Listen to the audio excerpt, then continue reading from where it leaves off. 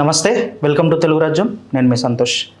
భర్త నల్లగా ఉన్నాడని ప్రియుడితో కలిసి భర్తను హతమార్చిన భార్య.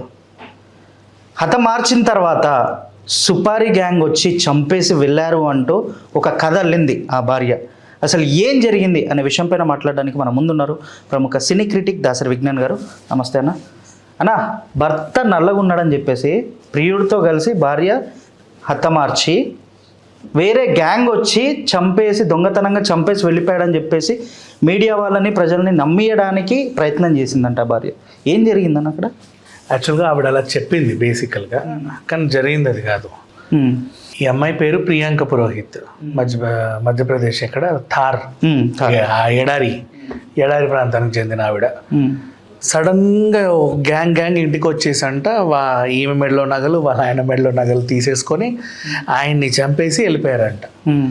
అయ్యయ్యో అని లబోదీపమని చెప్పేసి మా ఆయన్ని ఏదో చేసేసారు, వచ్చి చూడండి మాకు న్యాయం చేయండి అని అరిస్తే చుట్టుపక్కల అయ్యో నిజమేనేమో అనుకున్నారు. పోలీసులు అడుగుతారు కదా, ఏ పక్క నుంచి వచ్చారు, ఏ పక్క నుంచి వెళ్ళారు, ఫస్ట్ ఏమన్నారు, తర్వాత ఏం చేశారు, మీరేం సమాధానం చెప్పారు, మీ ఆయన ఏమన్నాడు, ఇవన్నీ అడిగినప్పుడు ఆమె ఏమేమో సమాధానం చెప్తుంది. అదేంటి అంత అంటే ఫస్ట్ వాళ్ళు ఇలా వచ్చారు, తర్వాత మేము ఇలా అన్నాం, వాళ్ళు ఇలా వచ్చారు, మేము ఇలా అన్నాం. ఈవిడ స్టోరీ చెప్పడమే 5 నిమిషాలు చెప్పింది. అంటే 5 నిమిషాలు అందరూ ఇట్లా ఉన్నారు వింటూ. ఇట్లా విన్న తర్వాత వచ్చి పొడి చేసి నగలు తీసుకొని వెళ్ళిపోయారు. వాళ్ళు ఎన్ని క్రైములు చూస్తుంటారు పోలీసు వాళ్ళు. ఈ చైన్ స్నాచింగ్ చేసే వాళ్ళు సైలెంట్గా వచ్చి నీతో పాతకాన్ని వేయరు. గబగబ వాళ్ళకి కావాల్సింది అదే, నిన్ను దోసేసి వాళ్ళని దోసేసి వెళ్ళిపోతారు. వాళ్ళకి చంపేంత ఇది కూడా ఉండదు. చంపేస్తే ఇద్దరిని చంపుతారు. నిన్నెందుకు వదిలేస్తారు? వాళ్ళ మొహాలు చూసి గుర్తుపట్టి స్కెచ్ గీయమని లేదే. సో ఇక్కడ ఇవన్నీ క్వశ్చన్స్ అడిగారు వాళ్ళు యాక్చువల్గా, నిజమా కాదా అని. ఇప్పుడు ఏమేమేమో సమాధానాలు చెప్తుంది. బికాస్ ప్రాక్టీస్ లేని క్రిమినల్ కదా. అంటే ఇప్పుడు క్రైమ్ చేసింది కాబట్టి క్రిమినల్ అయ్యింది. రెగ్యులర్ ప్రాక్టీస్ ఉన్న క్రిమినల్ అయితే కాదు కాబట్టి ఆవిడ క్యాన్సర్స్ తెలియలా, దొరికిపోయింది. ఫోన్ డేటా తీసేస్తే కమలేష్ పురోహిత్ అనే ఆయన్ని ప్రేమించింది. ఈవిడ ప్రియాంక పురోహిత్, వాడు కమలేష్ పురోహిత్. అంటే సేమ్ కమ్యూనిటీకి చెందినటువంటి ఒక అబ్బాయితో ప్రేమలో ఉంది. అంటే ఎప్పటి నుంచో, ఫర్ ఎగ్జాంపుల్ వీళ్ళు ఎప్పటి నుంచో కన్వెన్షన్ సెంటర్స్కి వెళ్ళడమో, లేకపోతే వాళ్ళకి సంబంధించిన గుళ్ళకి వెళ్ళడమో, ఆ కమ్యూనిటీకి సంబంధించిన ఈవెంట్స్కి వెళ్ళడమో, ఇలాంటి చోట్ల పరిచయాలు అవుతాయి. అది ఎప్పటి నుంచో పరిచయం ఉంది. మధ్యలో మరి నీ పరిచయం గురించి నువ్వు బయట పెట్టలా, ఎందుకంటే వాళ్ళు స్ట్రిక్ట్గా ఉంటారు వాళ్ళ ఇంట్లో వాళ్ళంతా. చెప్పక నీకు పెళ్లి చేస్తున్నాము అనగానే ఓకే తలంచింది, తాళి కట్టించేసుకుంది. కానీ ఇతని మీద ఉన్న మోజు పోలా. మరి నేను నీతో ఉండాలంటే ఏం చేయాలి? అతన్ని ఎవరైనా చంపేసినట్టు డ్రామా చేసేస్తే ఇంకేముంది, నేను కొంచెం ఫ్రీగా ఏమైనా చేసుకోవచ్చు అని ఆలోచించి తర్వాత నువ్వు వచ్చి మా పెద్దల్ని నేను చేసుకుంటానన్నా సరే ఒక వీడియోని కూడా చూడకుండా చేసుకుంటున్నాడు అంటే నీ మీద సింపతి ఉంటుంది, నా మీద సింపతి ఉంటుంది, మనందరం చాలా బాగుండొచ్చు, మనకు గౌరవం పెరుగుద్ది. ఈ టైప్ ఆఫ్ ప్లాన్ వేసుకొని వీళ్ళకి సంబంధించిన గ్యాంగ్నే సుపారీ ఇచ్చి రమ్మన్నారు. వాళ్ళకి ఇచ్చిన డ్యూటీ ఏంటంటే డబ్బులు ఇచ్చే చేయించింది. వచ్చి ఏదో ఒకటి హడావిడి చేసి వెళ్ళిపోండి, నేను ఎవరో దొంగలు వచ్చి చంపేశారని చెప్తా, అందరు నమ్మేస్తారు. ఓకే, ఎవరో దొంగలు వచ్చారంటే పోలీసు వాళ్ళు ఎందుకు వదిలేస్తారు? వచ్చినోడు ఎవడు, చంపినోడు ఎవడు? నువ్వు చంపించినా సరే చంపినోడు వేరే కదా, వాడు క్రైమ్ చేశాడు, ఎందుకు వదులుతారు? వాళ్ళు కూడా అంత తెలివి లేకుండా ఎలా ఆలోచించారో తెలియదు. మరి అదేం సుపారీ గ్యాంగ్? అసలు ఎందుకు చంపేయాల్సి వచ్చింది? వీడొద్దు, నాకు అసలు వద్దు, నేను ఉండేది కమలేష్ పురోహిత్తోనే ఉండాలి. మరి పెళ్ళి ఎందుకు చేసుకోవడం? ఇవ్వండి, పెద్దలు నన్ను బలవంతంగా చేయించారు. ఇలా నువ్వు వాడు ప్రేమించావని అడిగితే నేను చెప్పేవాడిని కమలేష్ని ప్రేమించానని. అప్పుడు గొడవలు అయ్యేవి, అలా ఎలా ప్రేమించారు, ఎప్పటి నుంచి ప్రేమించుకున్నారు, ఎందుకు చెప్పలేదని. కాబట్టి ఇలా ఉన్నాం మేము. మీరు పెళ్లి చేయమన్నారు, చేసేసుకున్నాం, సరిపోయింది. నాకు వాడు నచ్చట్లేదు, దగ్గరకు వచ్చినా చేసిన కాలేసిన నాకు నచ్చట్లా, అసలు వాడిని చూడబుద్ది అవ్వట్లేదు నాకు. ఫస్ట్ ఆఫ్ ఆల్ మీరు బలవంతంగా పెళ్లి చేసి, అండ్ స్టేట్మెంట్లో నల్లగా ఉన్నాడని చెప్పేసి వచ్చింది కదా వాళ్ళు పోలీసులు. అసలు ఎందుకు వీడిలో ఉన్నది ఏంటి, వాడిలో లేనిదేంటి, ఎందుకు పాపం చంపావు అని అడిగితే అప్పుడు ఆవిడ ఇచ్చిన ఆన్సర్ ఇది. మా వాడు తల ముఖ్యం, అసలు ఎట్లా మెరిచేస్తున్నాడు, వాడిని చూస్తే నాకు ఆ మెరుపు కలర్ రావట్లేదు అని చెప్పింది. అదే వీళ్ళు హెడ్లైన్ చేశారు, కానీ రీజన్ అది కదా. ఎప్పటి నుంచో ఇది ఒక చెప్పాలంటే ఇల్లీగల్ ఎఫైరే, ఎప్పటి నుంచో నడుస్తూ వస్తూ ఉంది. అనుకోకుండా పెళ్ళయింది. చాలామందికి ఇలాగే జరుగుద్ది. వీళ్ళు ఏం చేస్తారంటే వాళ్ళ కాలనీలోనే ఇద్దరు స్ట్రిక్ట్ పేరెంట్స్లే ఉంటారు, మంచి కమ్యూనిటీస్, వాళ్ళ కమ్యూనిటీ అన్నీ ఒకటే ఉంటాయి. వాళ్ళలో వాళ్ళ ఫంక్షన్స్లో అక్కడిక్కడ చూసుకొని నెంబర్లు మార్చుకోవడము, లేకపోతే తరచూ కలుసుకున్నప్పుడల్లా పల్లికి ఇచ్చుకొని నవ్వుకోవడాలు చేసుకుంటూ ఉంటారు. ఇక ఒక టైంకి ఇక నేను అదేంటిది అసలు నీకు ఐ లవ్ అని చెప్పే లోపే వీళ్ళు సంబంధం చూస్తారు.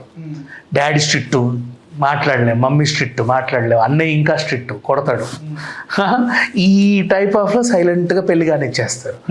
వాడు కూడా వస్తాడు ఈ పెళ్ళికి, వీళ్ళిద్దరు ఒకరి మొహాలు ఒకరు చూసుకుంటారు, చూడు నాకు ఏంత అన్యాయం జరుగుతుందో అని, ఏం టెన్షన్ లేదు నేను చూసుకుంటా అన్నట్టుగానే వాడు ఫేస్ పెడతారు. ఆ తర్వాత వీళ్ళు ప్లానింగ్లు వేసుకుంటారు వీడిని ఏం చెయ్యాలని. అబ్బాయి అయినా అమ్మాయి అయినా, ఇప్పుడు వీడికి పెళ్ళైనా ఈమెను ఏం చేయాలని కూడా ఆలోచించే వాళ్ళు ఉంటారు. అట్లా రెండు వైపులు ఉన్నాయి. సో అట్లా అవుతున్నాయి. అంటే మీ మధ్యకాలంలో అందుకే పెళ్లి చూపులకు వెళ్ళినప్పుడు పక్కకి వెళ్ళి మాట్లాడుకోండి అని ఎందుకు చెప్తున్నారు? ముందేమైనా ఉంటే తెలుసుకుంటారు. ఇంట్లో వాళ్ళకి చెప్పకపోయినా వాడికన్నా చెప్తారు కదా, వాడు ఇంకేదైనా కారణం చెప్పి పెళ్ళి వద్దంటాడు. అట్లా నా సౌలభ్యం ఉంది. పేరెంట్స్ కూడా చాలా స్ట్రిక్ట్గా కొంచెం సూడోయిస్టిక్ కైండ్ ఆఫ్ థింగ్ లాగా ఉంటున్నారు. వీళ్ళని ఆ పిల్లలు ఏమీ మాట్లాడలేకపోతున్నారు. ఎంత వాళ్ళ చేతులకు ఫోన్లు ఇచ్చినా, ఫ్రీడమ్ ఇచ్చినా, జిమ్కి వెళ్ళొస్తా, పార్క్ వెళ్ళొస్తా, వాకింగ్కి వెళ్ళొస్తానా పో అని తోలుతున్నారు. బైకులు ఇచ్చి పంపిస్తున్నారు బయటికి, పబ్కి వెళ్ళినా ఏమనట్లా. కానీ ఆ ప్రేమించాను అనే విషయం చెప్పుకోవడానికి వీళ్ళకి మాత్రం వనకొచ్చేలాగా ఉంటున్నారు. పేరెంట్స్ అలా బిహేవ్ చేస్తున్నారు. ఓకే, ఆ ప్రేమించేటప్పుడు అయితే భయం లేదు, వీళ్ళకి చెప్పడానికి వస్తుంది. వాళ్ళతో కలిసి ఎంత తిరిగినా భయం ఉండదు, కానీ వీడే నాకు కావాలని చెప్పడానికి భయపడుతున్నారు. ఆ భయం మరి ఎందుకు వస్తుందో తెలియట్లా. మరి బయట అంతా విచ్చలవిడిగా తిరిగి ఇంట్లో ఈ భయం ఎందుకు వస్తుందో అదే కదా, ఇది మనకు అర్థం అవ్వట్లా. అంటే ఏంటి, ప్రేమించడానికి పీక పీసుకి అయితే చంపాడు కదా. వాళ్ళు ఏదో ఒకవేళ ఓకే అనుకుంటే మాట్లాడుకుంటారు, లేదు ఆ కుటుంబానికి ఇటు కుటుంబానికి పడదు అనుకుంటే, ఎన్ని సినిమా స్టోరీలో చూసినట్టు వీళ్ళిద్దరు కలిసి వాళ్ళని కలపడానికి ట్రై చేసినట్టు సినిమాలు కూడా ఉన్నాయి. అవి చూసన్నా నేర్చుకు రావచ్చు కదా, ఇట్లా కూడా చేయొచ్చు అని ఐడియాలు ఇవ్వడానికి ఎన్ని సినిమాలు ఉన్నాయి, బోల్డన్ ఉన్నాయి. ఇలా కూడా కాకుండా వీళ్ళు క్రైమ్నే ఎంచుకుంటున్నారు. ఏదో రకంగా వీళ్ళని ఫినిష్ చేసేద్దాం, వాళ్ళు లేడు ఇంకా మనం హ్యాపీగా ఉండొచ్చు. లేదా ఇంకా అదేంటిది, ఇప్పుడు ఈమన్నా పిచ్చిది ఏదో గ్యాంగ్ డబ్బులు ఇచ్చింది, కానీ ఈ ఎంచుకున్న స్క్రిప్ట్ అలా ఉంది, కొంచెం అండర్ రేటెడ్ స్క్రిప్ట్. అంటే 2 రోజులు ఆడే సినిమా లాగా ఉంది. విషాలు ఇచ్చి చంపిన వాళ్ళు, స్లో పాయిజన్ ఇచ్చి చంపిన వాళ్ళు కూడా ఉన్నారు తెలుసా. ఎప్పటికొకని బయట కూడా పడవు.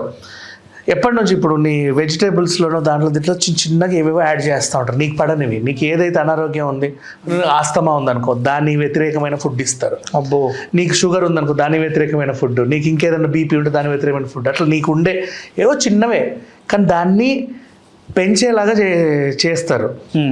ఆ టైప్ ఆఫ్ ఫుడ్స్ కనుక్కుంటారు, ఏని కూడా అడుగుతారు. అవన్నీ అడిగి కనుక్కొని చిన్నగా రోజు ఇంత డోసేజ్ ఇచ్చుకుంటూ వెళ్తే నీకు 2 నెలలకో 3 నెలలకో దగ్గు, 5-6 నెలలకో ముక్కులో నుంచి చెలోంచో రక్తం వస్తే అప్పుడు హాస్పిటల్కి వెళ్తాం.